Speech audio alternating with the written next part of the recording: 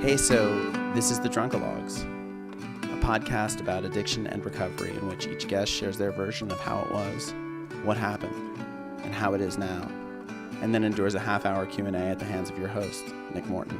My next guest grew up in Santa Rosa, California, where as a teen she fell hard for the theater scene, a passion that took her to Emerson for college and on into the South for acting after. The bug then brought her here to Los Angeles, where she eventually found that same sense of vital energy and community in the world of stand-up, but not before she first endured a couple of dark phases, and then the discovery of a form and method of recovery I'd never before encountered. Won't you please welcome Kari Assad. So, tell me your name again. Kari Assad. Kari Assad. How do you spell that? It's K-A-R-I. R-I. Hard R. It's Right. like, it's Spanish pronunciation for white people. Right. I can't really do it either. So, Right. but my mom would get mad when How does your mother say it? Kari. Kari. Yeah. Right. Yeah. Where did you grow up? I grew up in Arizona and NorCal. We moved around a few places, but those are the two main places. And your parents are, where are they from? Are they? My mom is from El Paso, Texas. So she's Mexican. I just found out she's first generation. I was like, oh, I didn't know, second. I thought we'd been here longer. Yeah. Right. And then, and then my dad is Lebanese and French and German. Oh, wow. And from the Twin Cities, Minneapolis, Minnesota. Amazing. Yeah. And apparently there's a big Lebanese population. I think it's just us, though. I think it's just like the Assad clan. There's just a lot of them. Right. There's You just guys so are like many. half the population there. Yeah. And have you visited family in Mexico, or are you in touch with us? No, she does not. She's not in touch. Wow. Right. We went to El Paso once or twice. Right. And it's not like... I think she wants to be there. She wants to have connection with some of the family, but she also it's also hard for her. It's kind of triggering, and I've only been once or twice, and we really don't talk. A lot of my stand-up is actually about the fact that we don't talk to them. I don't know them. Right. I'd like to know others, but yeah, she does not like them. Yeah. And so you grew up. You were born... I was born in Raleigh, North Carolina. Right. Oh, wow. So it's not even part of the story. No, yeah. Right. Raleigh, North Carolina. She popped all three of us out there. And then it was, really racist. Right. And she said people would talk about the Civil War a lot. And she was like, that was a long time ago. And, so they left back to Minnesota where they met. And then we were there for 2 years. And then Arizona. And then NorCal. Are they still together? They are still together. Wow, that's They're amazing. have you ever seen the play Hay Fever? No. Okay. What is that? Hay Fever is a play where it's this family. The children are adults, but they all still live at home. It's British. And then one weekend, everyone brings a guest home, and they all trade partners. And then after the weekend is over with all the drama, they just pretend nothing happened. Right. And I've never felt more seen before. This is my life. Yeah, there's I don't think they have different partners, but they'll just kind of be dramatic. It's the family's over, and then everyone cries, and then the next day nothing happened. How Everyone's just interesting. eating breakfast and orange juice. How did drinking start for you? So drinking started, I remember I was in high school, and I was just obsessed with theater. I was like, theater is my life. This is what I do forever. How Never great. will ever change. And that was always I didn't date. I didn't do anything. I was like, this is theater. And then where are you? What town are you NorCal, in? Santa NorCal. Rosa, California. Right. Cool. That's nice. The North Bay. Yeah, it's gorgeous. And they're insane about their theater. I bet. The Sonoma County people love their theater. They work their day they jobs. Don't really have anything else going on. Well, they work their day jobs, and then they do plays, and then they great. judge each other, and it's, yeah. And people, cool. the audience comes out for those plays? Yeah. Right. I would say there are people who go, especially, they did Smoke. Have you ever seen no, what is it called?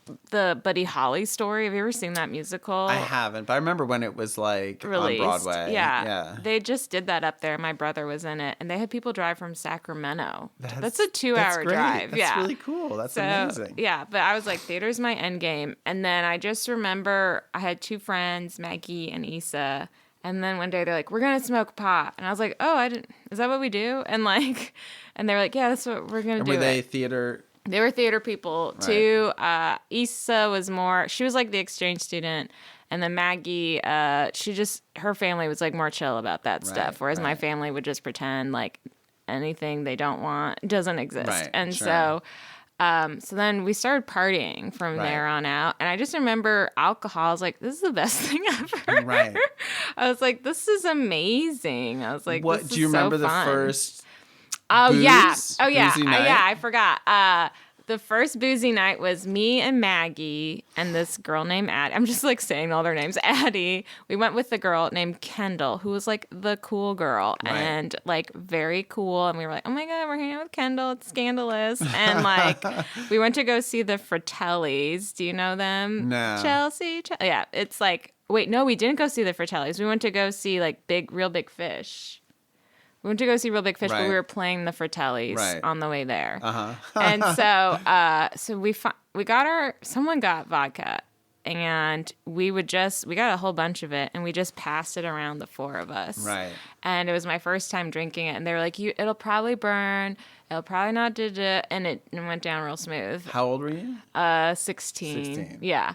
Went down real smooth, and I was like, born for this. Right, totally. Yeah, and they were like, oh, like, I can't believe you don't have a gag reflex or anything like that. That's not hard. And like, we just kept going, and it was a great night. I crowd surfed. Really? Yeah, I crowd surfed. They dropped me. I had to go to the chiropractor and lie and say I fell. Right. Yeah, and like, but yeah, it was an awesome night. And I just remember thinking, like, I'm really good at drinking. Right. And my mom would give me a lot of like herbal medicine, and to me it tasted the same. So it didn't disgust me or anything. But there was just like little things throughout high school and stuff. Like if they took it away, I'd get really mad, and I'd like would get super pissed at them. Like at parties, or like if you guys would hang out and drinking. And then like they're like, oh, no more. Somehow. Because they would try to cut you off because you were... No, the cutting off stuff didn't happen till college. Right. Because it wasn't always so frequently around in high school. Right. But I remember having, like, if you went to a party in high school, they'd share. Right. But college was like really like minds. Like, really? Yeah, really. It was hard. And honestly, most of the drinking problems began to roll out after 21 because I just had more access to it. Like I was never cool enough to be invited to the parties. Did you get in any trouble in high school for drinking at all, or? There was one night where I had edibles and then alcohol, and it's not so much trouble so much as like that was scary that I like started like talking to God and asking God. I was like, please, like please. I started praying and chanting actually, and my friends were drunk around me. And I started chanting, let me stay, because I felt like I was being pulled up out of my body. Oh, wow. And they were like, let her stay. And then, what was in that edible? I don't know. It was a brownie. It was 2 brownies. Right. And a piece of cake. Are the most dangerous, yeah. And then you don't know what you're getting. I don't know. And also they cooked them right there because it's like NorCal. So it's like everywhere, and their parents teach them. And like, so yeah, I remember a kid named Rio was cooking it, and he was blazed out of his mind, like just pulling brownie trays out. And I was like, no, like eating them. And then Rio was like, lick the batter. And then I licked the uncooked batter. And someone told me later, they're like, that's why you were so sick, is because you didn't have it baked. You were eating it out of the bowl like a dumb animal. And like, so yeah, I was calling to God, and then everyone started chanting around me, and then I calmed down, and then I vomited everywhere. And then I just remember they threw me in the shower. And it was just like a wild night, and the kid throwing the party was like, my dad's gonna be mad. Right. It wasn't trouble. I was totally stealth up until college. Like they didn't really suspect it. I had good grades, and so they'd let me go do whatever because they're like, she's doing her grades, and like she doesn't date, so like this is phenomenon I think you see a lot in recovery is like people who like they kept like all their other shit together. And so that was like the cover for like what they were sort of up to. Yeah. And so did you stay in theater throughout high school? Yeah, actually I went, there was a special Art Quest program. Now it's like gone to shit. But like this crazy guy used to run it, and he would like have us do Sam Shepard plays. Right. And like things that we probably weren't old enough to be doing. Right. But like I played the brain damaged girl Beth in A Lie of the Mind, and like that. Yeah, and I had a lot of anxiety too, which played into alcohol later. Was like I get really anxious, especially all the moving. I felt like every time I moved, it took a year for me to find myself. So when did you guys leave?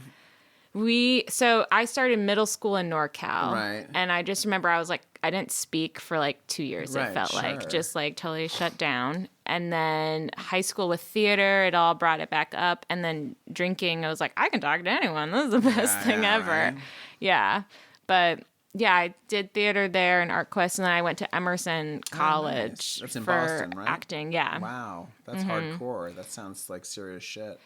But yeah, it's okay. They're full of smoke up their asses out there. Sure. Yeah, I guess everybody in 18 acting.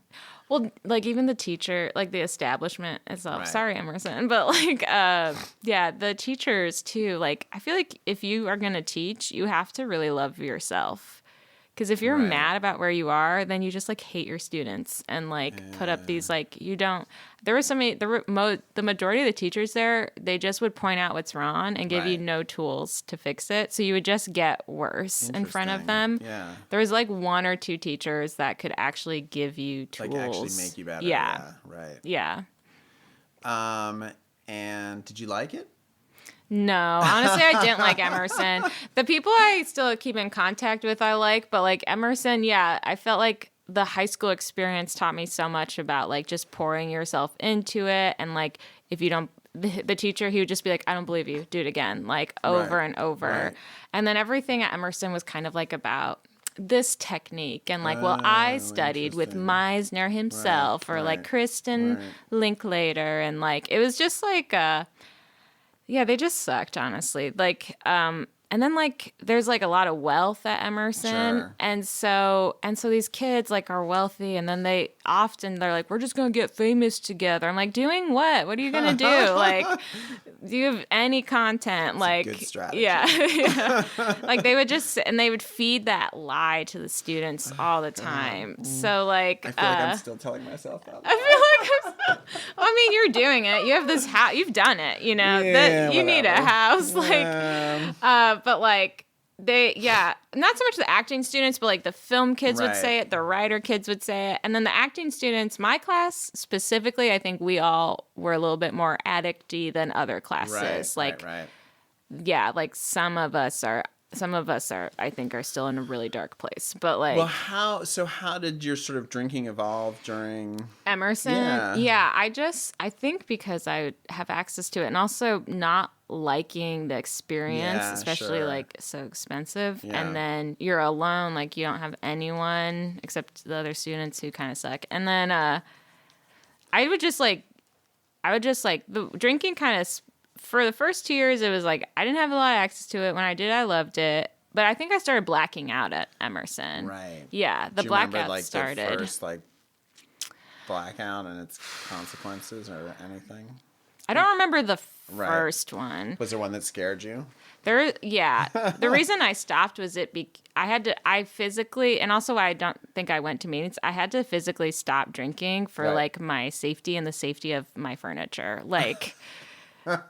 Every time was blackout city. Even like I would tell every night I would start the night with, we're not going to drink that much. And I'd always wake up pissed, drunk, blackout. And like, how'd I get here? Yeah. I usually was in a safe spot. Right. But I think the real wake up was the first time I woke up in the hospital. Oh, wow. Yeah. And like, what was...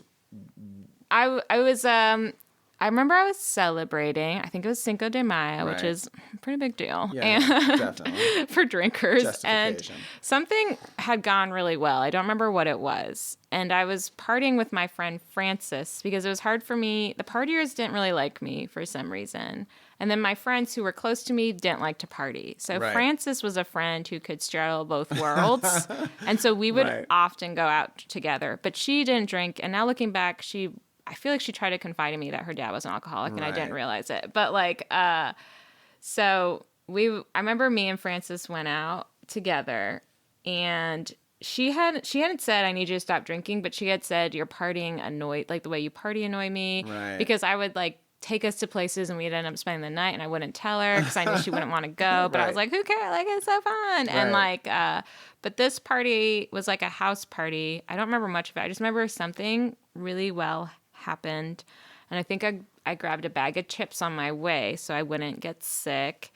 And then I woke up in the hospital, and not Frances, but my friend Julia was there. And it was a lot of crying. Why had you ended up in the hospital? Both times I never got my stomach pumped. Right, but it was just like you were so drunk. So drunk, and it was a liability issue that the security officer at the desk of your dorm? Of the dorm, was like, we got to take her to the hospital. I don't want her coming up. Right. And also, I feel like the first time I should have been let up still.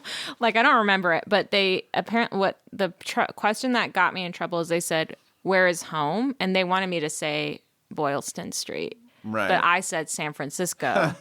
And I was like... Reasonable response. Yeah, and I was arguing with them, which is also not the city I'm from, but like close enough. Like, I was like, I live in San Francisco, you fucking assholes. Right. Like, and then they took me to the ambulance, which never, ever agreed to go in an ambulance. It's so expensive. Oh, really? It is so... It's like thousands of dollars just down the drain. Right. Yeah. And then to sit there, I think, is a lot of money, too. Sure. Yeah. I was just in the emergency room because I had stitches in my hand, and I got the bill, and it was $10,000. I mean, I don't have to pay that, but I mean, that's what they're billing mine. $10,000? Yeah. Like $1,000 a stitch? I don't know. That's crazy. So, yeah, it's so, like, even here in LA, like, I've been to, like, the gynecologist, and she's trying to sell me, like, skincare products. I'm like, can you just, like, do your job and stop? Trying to get money out of me every second. Yeah. But, that was the first time. And I think I took like a month off. Right. I was like, I take a month off. That was probably not a good idea. And my parents, they were already kind of on the alert because I had stashed a ton of vodka in my closet at home. Right. And they found it. Right. And my thought was like, I'll save it for Christmas. Right. Not thinking it'd be that gross. Apparently, everyone said that was super gross. So they were already like... Why is that gross? I don't know. I guess anticipating you're going to need all that vodka at Christmas. I mean, I was never capable of saving any amount of alcohol because I would just drink it all. This was like the beginning. It was like my first visit home. Right. And then I think I had a friend come over and my brother made us some. And we actually stole it from my parents because she used to work for Sky Vodka. So you'd see all this vodka out. Oh, nice. So I was like, she won't notice. Yeah. But I guess she was actually way better than I thought and would count them often. And she noticed one was gone and she somehow got into my like closet. Yeah, she's intense. And so that was before the hospital, a while before the hospital. And I just kind of dodged all their questions about it. I was like, whatever, I'm in college. Like, who cares? Like, of course I was saving it. Like, and then the first hospital happened. I do remember coming home and like making margaritas for everyone, but then I would drink the margaritas. And like, I feel like they probably noticed just like the fastness and the need to drink it. And people didn't say, because people always commented on how much They began to. I kind of started running out of people to drink with. Right. They were like, it's annoying. Right. And it happens fast. And it was always like, I would always drink like, because that was the best, you get the best like kick in your head from it. You could like I remember, I drank a lot in high school, but I remember it like in college at some point, like sitting around and just like knocking back 8 shots really quickly, and then just feeling that like buzz and like adrenaline, just and it's that like sort of like it's a real like it's kind of a stony Yeah. drunk. You know, you're kind of like, that was where I liked everything's a little hallucinatory. Yeah, and everything is kind of turns fine. blue, and you're just like, yeah. And I really think it was an escape from the anxiety, which was like so painful and like panic attacks and stuff. Mm-hmm. So I was always drinking to get to that place of like, and it was always like. Did you drink before going on stage for acting? No, because I was really like, that would be cheating. Like I was really like. That's interesting. Yeah, it wasn't until I did it one time before an audition here, and it actually worked. It was just like it was like this big of like the cheap wine or something, and I did it real quick, like, and Did you get the part?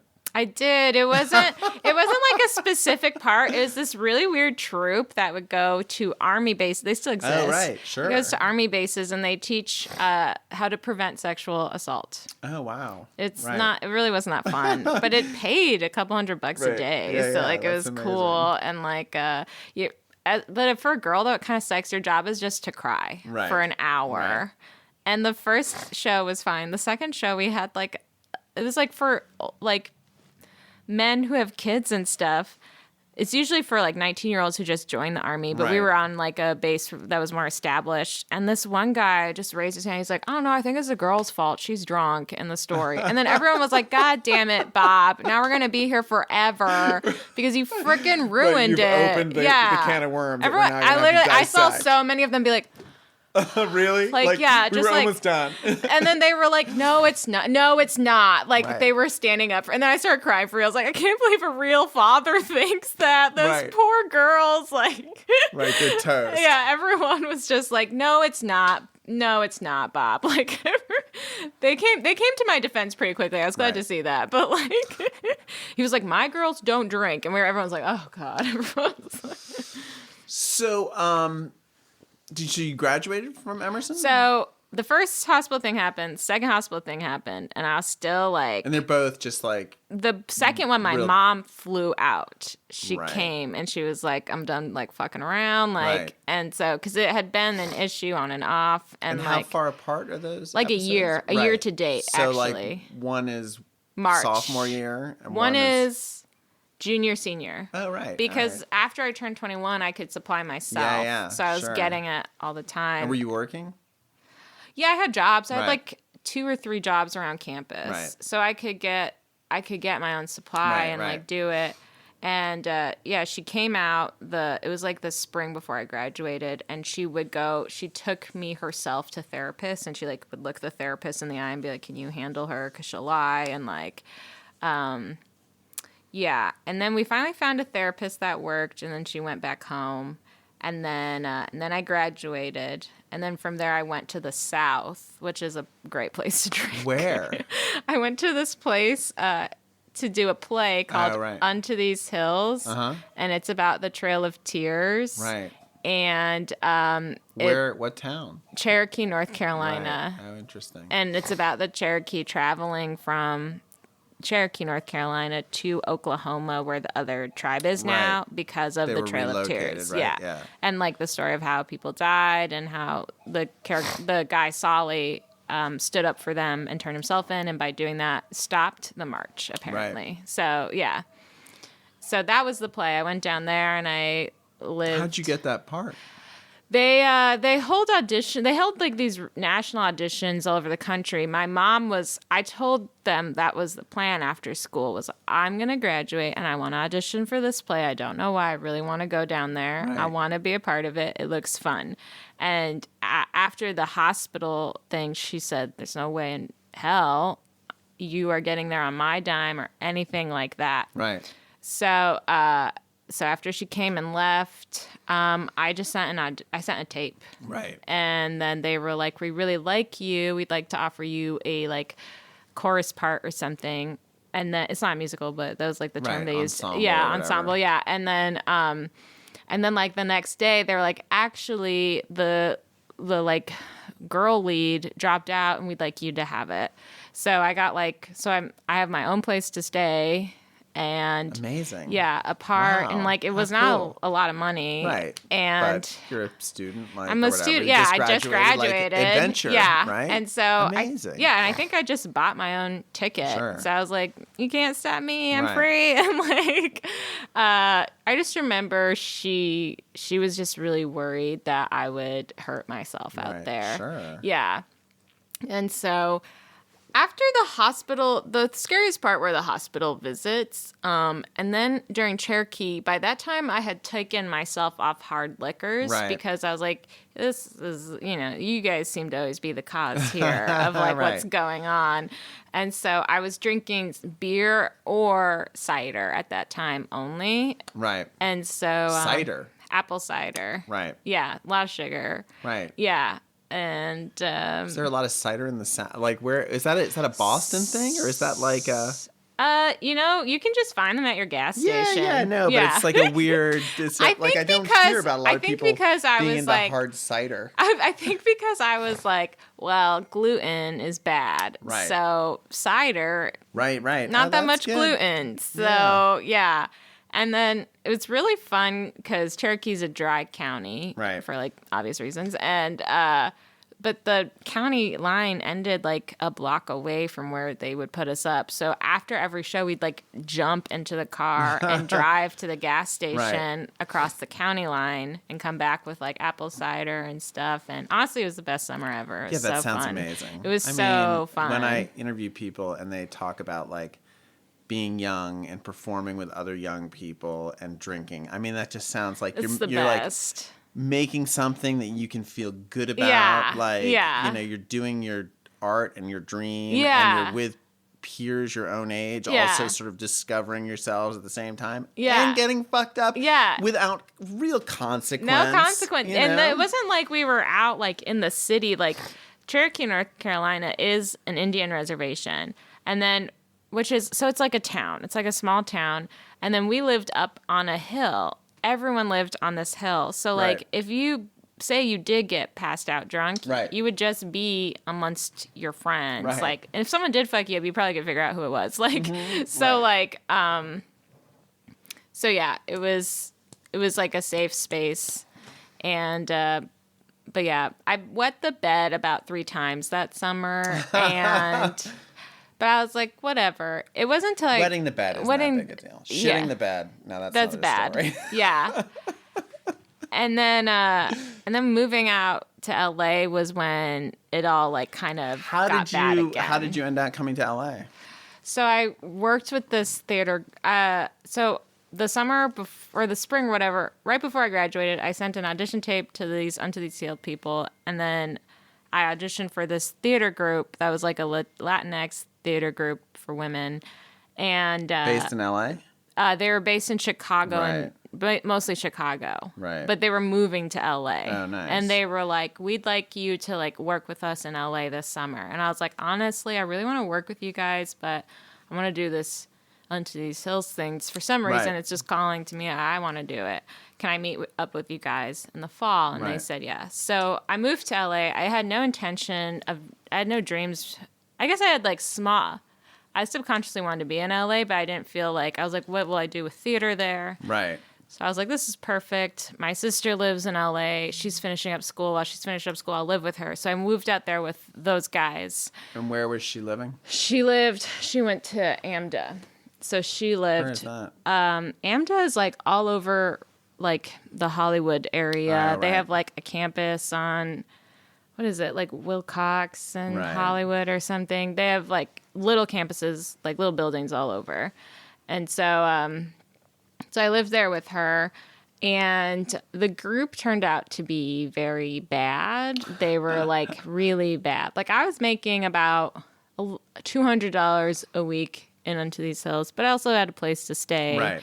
And there was like no real there was like, you didn't have to pay for anything. Right. They gave you like free vouchers to Dollywood. So like everything was Did like, they pay for your food when you were at? they didn't pay for your food, but like, you're young. You don't really. You're eat young, at that age and like, anyway. I would pretty much. I left with $200 in my bank account, so I would just blow it on alcohol and food, and like there was. I had enough money to buy the plane ticket to LA. I remember that, and like And so, it was not hard. And then, but moving to LA, I had a huge mental breakdown because the theater group was really bad. They were like crazy people. They talked about building an ensemble, but it was just like two people who I realized were just like traveling the country, crashing other people's couches, but like telling people they were an ensemble. Right. And I think they did work with some people. They worked with like two people a lot, like another two people.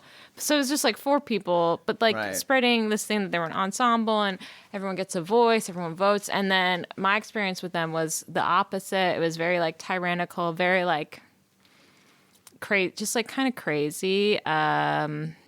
Just not the vibe. Like I got there and the first thing one of them said to me was like, go get me a coffee or something like that. And I was like, where were they based at that point? They were in LA here. But did they have like a rehearsal space or?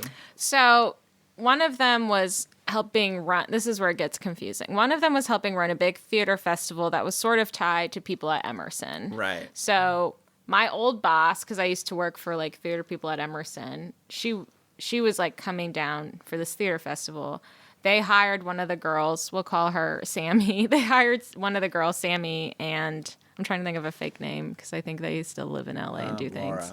Laura. Sammy and Laura. So Sammy was like... It's like improv class. Well, yeah. Sammy was like hired to help run this festival that they also got into.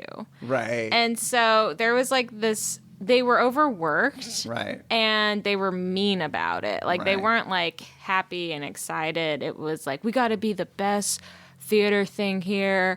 And I just remember my wheels started turning. I was like, best theater, like theater is like for people. Like, how do you be the best? Like, and like they just were like so crazy and competitive and just also like not nice to talk to. They'd make to-do lists. Like I was admin helping them.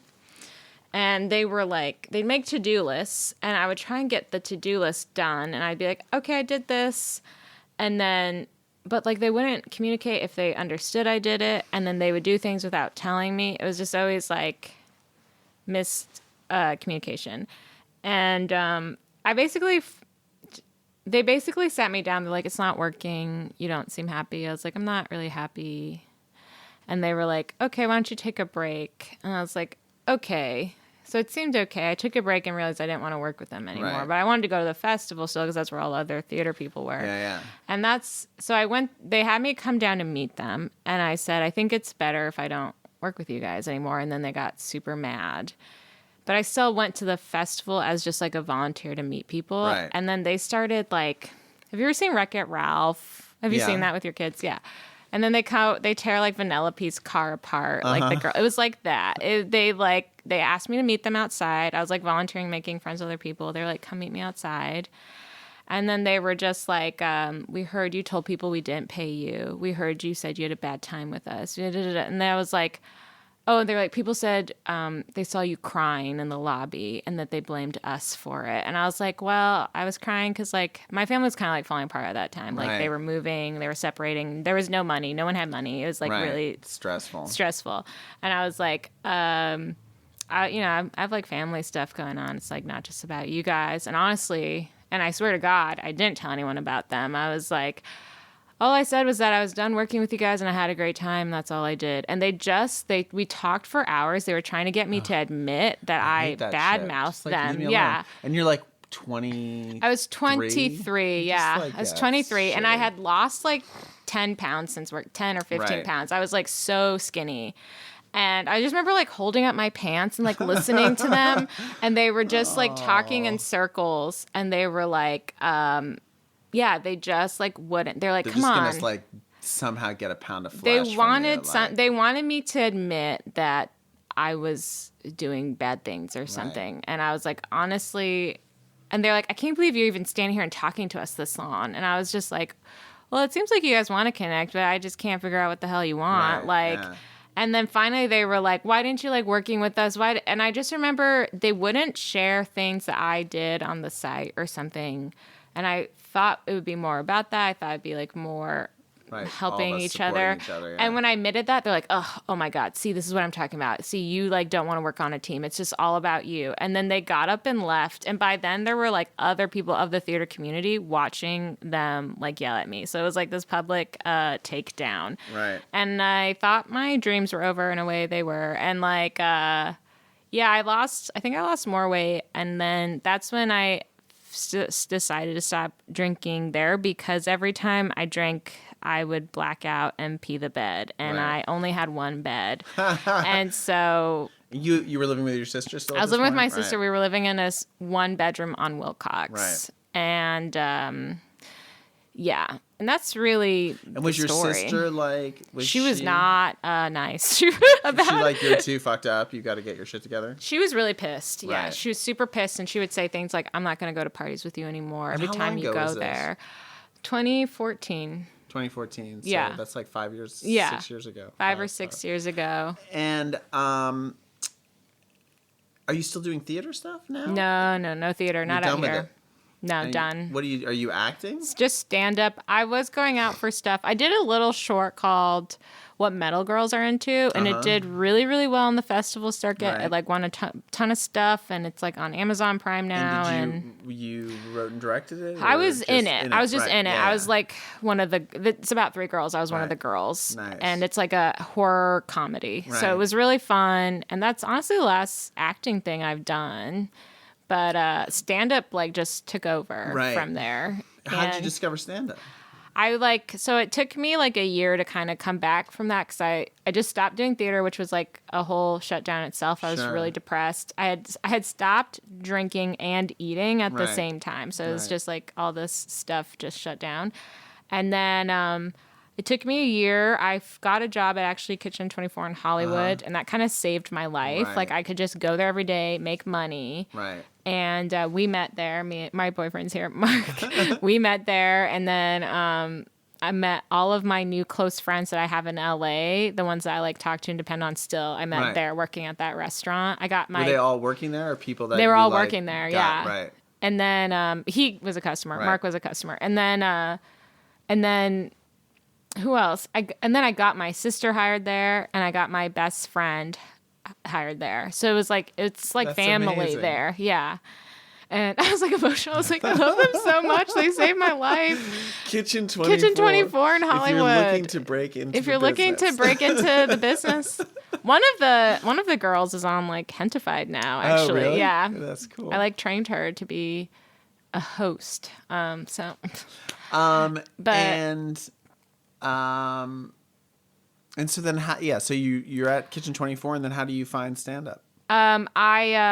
So after a year of working there, I remember before my 24th birthday, I was like, I'm going to have a different life from here on out. Right. No more like sad stuff or like, cause I just felt like I had successfully pulled myself out of the hole that Right. like moving to LA put me into. And I was like, it's just going to be different. Right. I'm not going to be as available to work at Kitchen 24 anymore, but it's because I'm going to be doing things I want to Right. do. And then I just wanted to be where the creatives were. Right. And I remember I saw a show, ASCAT, which is not stand-up, but I saw ASCAT. sure. And I was Yeah. like, this is where people are coming to, like, be fed. Like, people are Yeah, coming right. to laugh, to think at the comedy houses. They're not going to theater. They're going to the comedy. Interesting. And so I was like, okay, I'll take improv. But I couldn't decide on a class, and I had no money. So Right. I was like, okay. And then I just started watching stand up, and I was like, I feel like I talk like that. Like the rhythm they're Right. talking, I do Interesting. that by myself with friends. Right. I feel like I could recreate that. And I studied Tig a lot, and Amy. Sorry if you don't like Amy. And then I think I studied Louis, but I couldn't figure out what he was doing. I was like, he's doing Did you read something. any It's books? working. No books. No. Really? That's amazing. Yeah. And I was just like, okay, I think I wrote down one of Tig's jokes, Right. and I figured broke out, it apart yeah, as to how it worked. Yeah. What do you remember? What joke it was? yes, it was the joke where she says, everyone looks at her and she's dying, Right. and people will say, like, you look skinny. What are you doing? She says, I'm dying. And I thought that was hysterical. And also, I had a similar experience like that because of my eating disorder. Right. Everyone was like, you look great. And I was like, I'm having the saddest moment of my life. And everyone's like, keep going, like keep not eating and Oh my God, dying. so And so So yeah, I went to iOS, rest in peace, and rest in peace iOS, which is right by where we live. Yeah. And I went up. I didn't fill the 3 minutes, but I said the joke I just said. It was an open mic? It was an open mic. Right. And I think, I forgot his name. He's still around. He's really funny.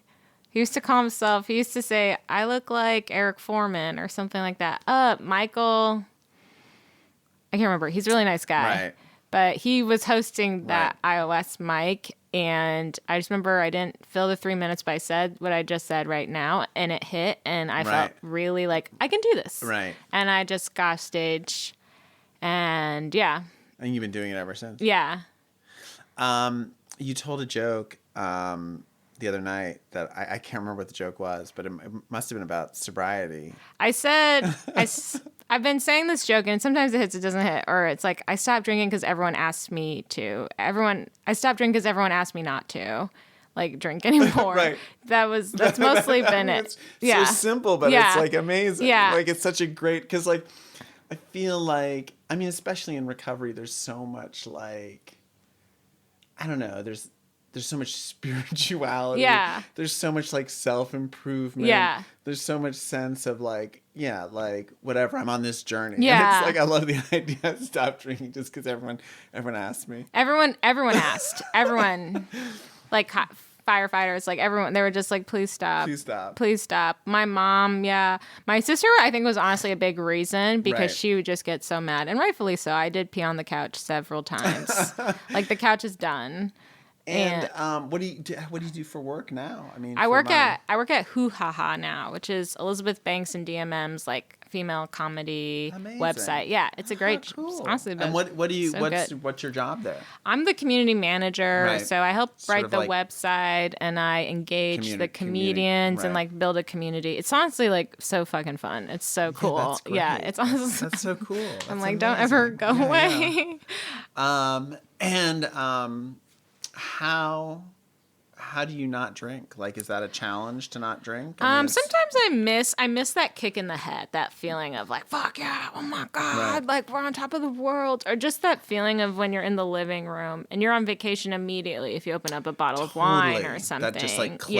Yeah, flick. That click. That just tells feelings your whole like everything's body okay. It's like time to relax. But I think a big reason why I don't drink, like I physically couldn't. I just couldn't. Every time I had a sip, it was blackout city and peeing the bed. And so, but I think something I've glazed over is that I did neurofeedback. And I don't know if anyone's talked about that in here, but neurofeedback is kind of like, I think there's something similar called biofeedback. And it's also a very advanced version of like EMDR. Right. And so, but basically the idea is like, let's say an anxious brain, which I had really badly, like moved like a squiggle. Right.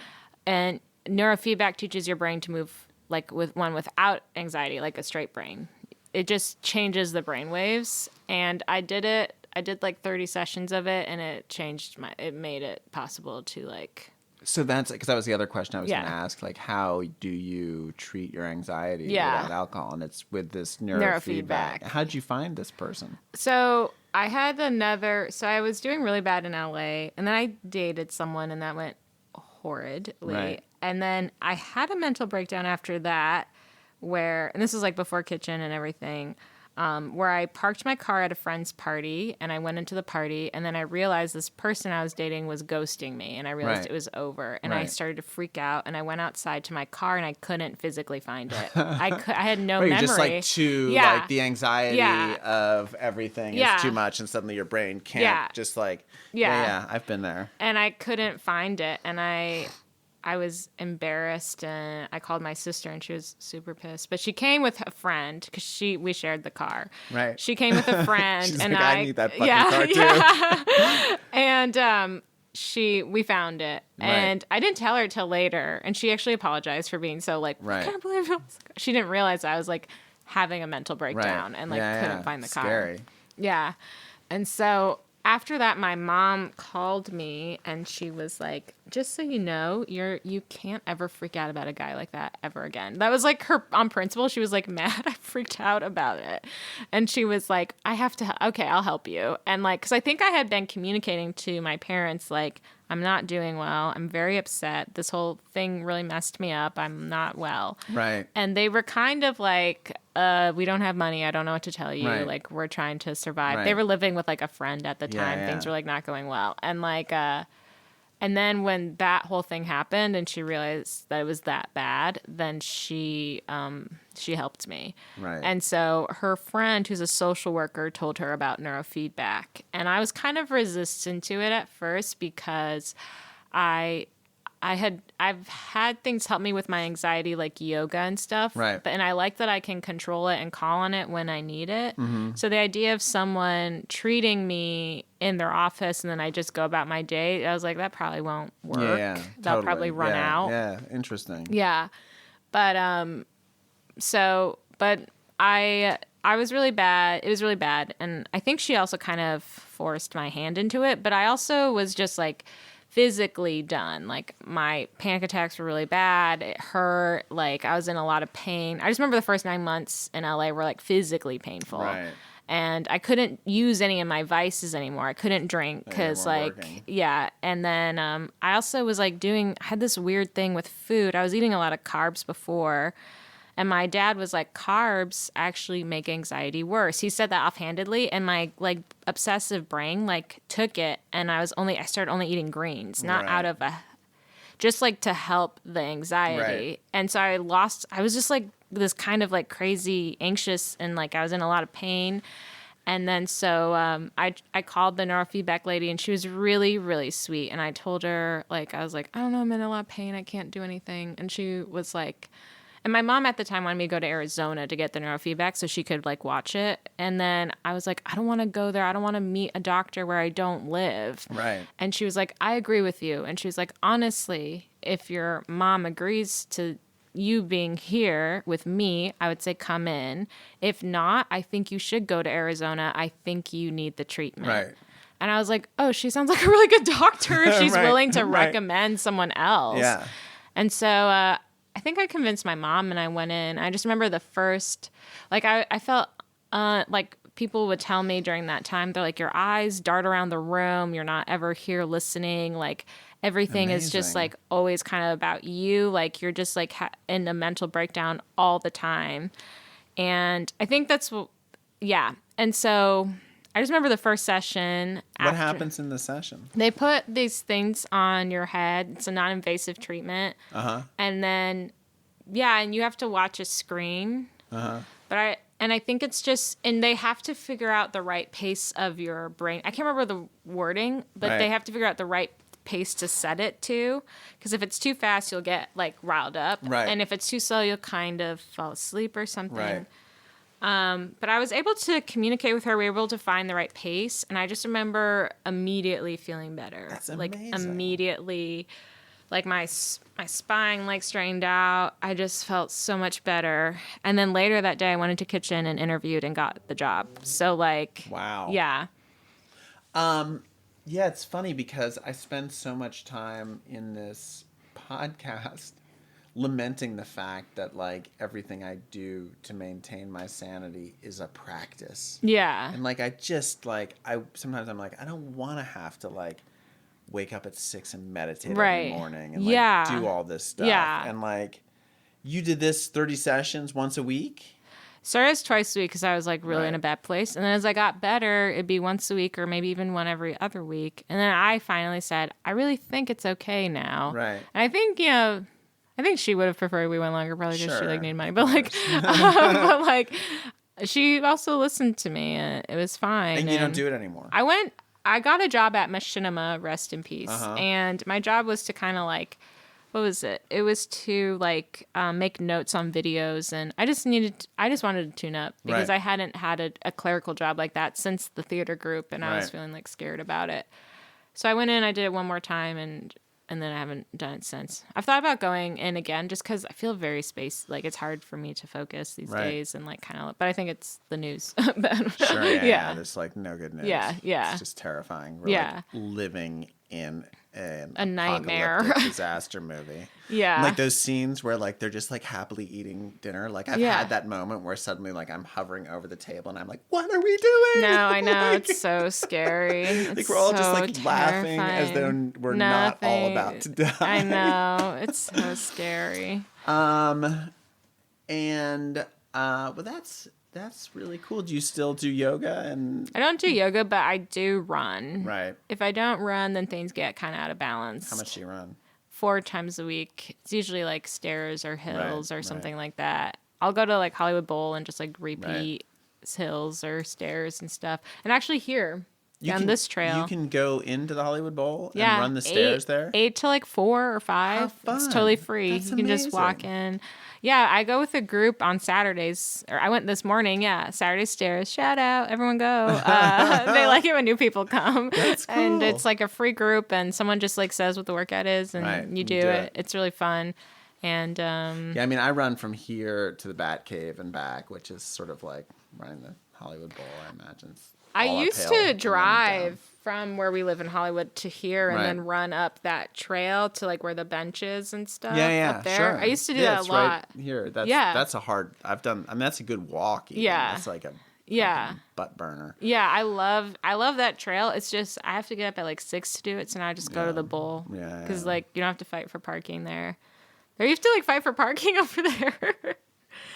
Not really. I mean, it's literally if you just drive up to the end of this street. Yeah. This one, yeah. Well, if you go up to like where the beginning of that trail is, like not the back cave, but further down, there's like all these hikers and dog walkers in the morning. It's hard to find parking. And we get a little. You just park on the street. I know, but I'm like, I have to walk all that way. I have to walk just to get to the walk. I don't want to walk to get to the walk. And how is your family? Are your parents, is everyone, like, not that this has any of my business. No, but they're like, good. Everyone's good. My mom deals with a lot of anxiety in her life, which is why I think I am like the way I am. Sure. Like she was born in like an abusive family, physically and like emotionally. And then my dad's father died when he was 11. And then his mother became an invalid when he was 13. Wow. So I just feel like the three of us aren't made of great material. Right. You guys got a lot of shit you're kind of juggling internally to begin with. Yeah. Like they're good parents. They're very they try, they love. Yeah. And they had like good jobs throughout our childhoods. I just felt like the actual genetics of us are like prone to all of this stuff. Chaos. Yeah. Yeah. I started writing about my drinking time kind of like scared because I know there are people in like AA and all this stuff who have like way worse stories, way worse circumstances. And I was like, I don't want to like go up to bat against those people. I just like want to share my story, like, you know, like not taking away from anyone else, you know, or anything. But yeah.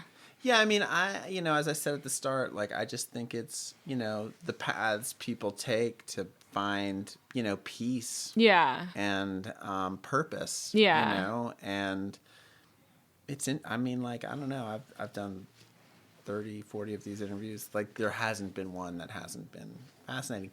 This being no exception. Yeah, it's really cool. So, well, thank you so much for coming in. It's just funny to like. Yeah. I'm glad I went to. What good ever comes of an open mic? It's a place where like feels bad. Your good jokes go to die. It's you true, abandon shit that you should be pursuing. I almost retired that drinking one. You sort of hate yourself, and then like. I will say, because you said peace. My therapist. I remember I said something. I was confessing something upsetting to her. And she laughed at me, and I got super mad at her. I was like, and she's like, "Why are you mad?" And I was like, "'Cause you laughed at me. You don't believe me." And she's like, "Why does that make you mad?" And I was like, "'Cause I spent all this time on this thing, and if it's not true, I've wasted all this time." And then she was like, "I think you're at the end of it. If that's your feeling and thought, you're at the end of whatever this is." Oh, interesting. And from there, I began to feel more like at peace, and I stopped letting go of all of it. During neurofeedback. Stopped letting go of all of it. That's the wrong phrasing. I started to let go of my punishment of myself. Oh, right. Yeah. Interesting. Yeah. I just want to share that because you said the peace thing. That's interesting. I found my therapist, I would say something that was brutally self-deprecating, and I'd watch him go, I'm like, you can laugh. Yeah. Like, I'm a comedian. If you don't laugh, that's the then problem. It's sad. I wasn't a comic yet, so I was like, y'all gotta, my tears are money. My pain is serious. Yeah. Like, I'm not on the mic right now. I'm not. Okay. Okay, that's it. Sorry. One last thing. I'm going to try to say your name. So much Kari. bullshit. Yeah, that was it. Yeah. Thank you so much. Thank you.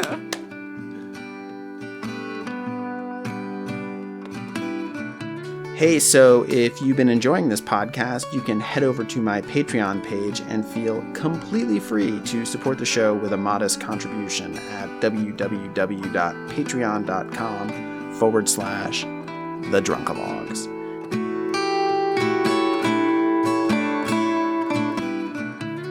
The Drunkalogs cover art is designed and created by John DeManil, and the Drunkalogs theme song is composed and performed by Stephen Stout. I am Nick Morton.